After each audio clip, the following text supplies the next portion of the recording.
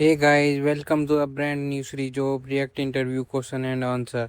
आज है हमारा day 9 React interview question and answers का। पिछली वीडियो में हम कंप्लीट कर चुके थे 40 क्वेश्चंस। आज हम स्टार्ट करने वाले हैं 41 क्वेश्चन से। आज का पहला क्वेश्चन है, why does react render component. React component को रिरेंडर करता क्यों है? तो जब भी रिएक्ट की स्टेट या प्रोप चेंज होगा तो रिएक्ट को नीड होगी रीरेंडर करने के लिए, ताकि जो चेंजेस है वो रिफ्लेक्ट हो जाए यूआई पे। यही लिखा है कि react re-render component when it's state and prop change, जब उसके स्टेट और प्रोप चेंज होता है, ठीक है ना।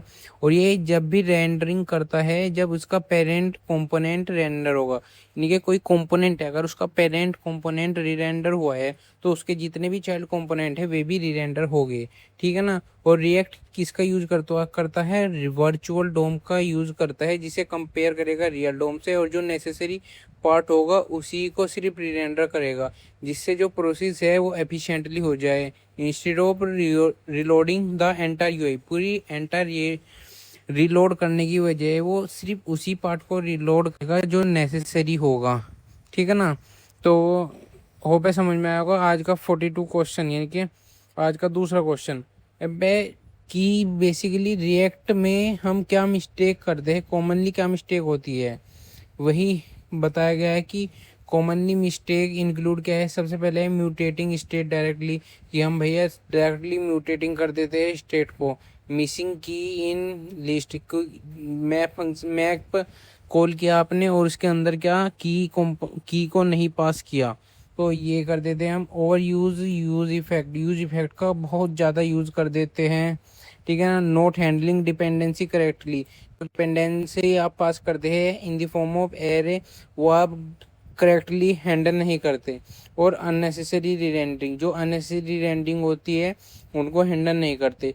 तो इन्हें अवॉइड करना पड़ेगा, ठीक है ना, जिससे आपका कोड क्या हो, क्लीन हो और एफिशिएंटली चल पाए, ठीक है ना। तो आज का 43 question, what happen if you do not use की इन लिस्ट। अगर आप लिस्ट का ही यूज नहीं करोगे की के तौर पे, तो क्या होगा कि अगर आप की का यूज नहीं करेंगे तो रिएक्ट प्रॉपरली ट्रैक नहीं कर पाएगा कि कौन सा आइटम आपने चेंज किया है, ऐड किया है या रिमूव किया है। मतलब वो यूनिकली आइडेंटिफाई करने में उसे हेल्प नहीं कर पाएगा, तो वो एरर ही थ्रो कर देगा कि चेंज करना है पहले इंडेक्स को, चेंज कर दिया दूसरे को।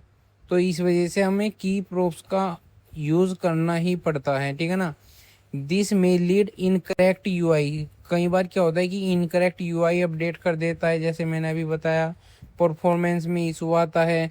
और की शुड बी यूनिक, की हमेशा क्या होनी चाहिए, यूनिक होनी चाहिए, जिससे वो स्टेबल हो हर एक आइटम के लिए।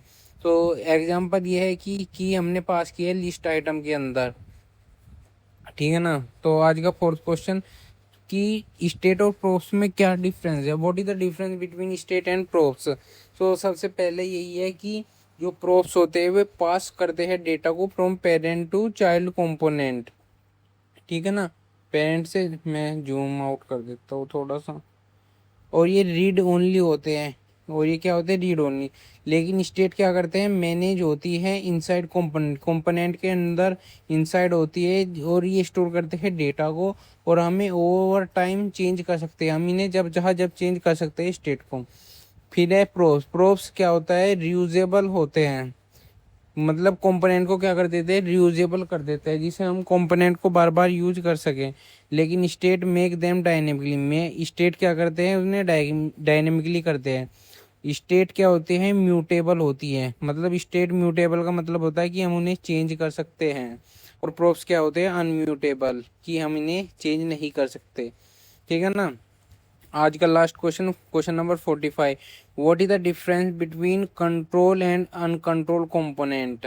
मैंने कंट्रोल और अनकंट्रोल कंपोनेंट पिछली वीडियो में करा रखा है, अगर आपको समझने हो दोनों अलग अलग तो पिछली वीडियो को गो थ्रू करना, आपके समझ में आ जाएगा। फिर है कंट्रोल कंपोनेंट। क्या करते हैं कंट्रोल कंपोनेंट? बेसिकली यूज होते हैं रिएक्ट स्टेट मैनेजमेंट के लिए। जो भी फॉर्म डेटा होगा वो स्टेट के थ्रू ही मैनेज होगा, लेकिन जो अनकंट्रोल कंपोनेंट होंगे वे डोम का डायरेक्टली यूज करते हैं। स्टेट का यूज ना करके वे डायरेक्टली डोम का यूज करते हैं, जैसे कि यूज रेफ हुक हो गया, इनका यूज कर लेते हैं, ठीक है ना। कंट्रोल कंपोनेंट क्या होते हैं? मोर प्रिडिक्टेबल होते हैं और इजीली हम वैलिडेट कर सकते हैं उनको। लेकिन जो अनकंट्रोल कंपोनेंट होते हैं वे सिंपल तो होते हैं बट कम फ्लेक्सिबल होते हैं, ठीक है ना। तो आज के सभी क्वेश्चन कंप्लीट हो गए। होप आपको ये वीडियो अच्छी लगी होगी। अगर अच्छी लगी तो please like comment and share ज़रूर करना। Thank you.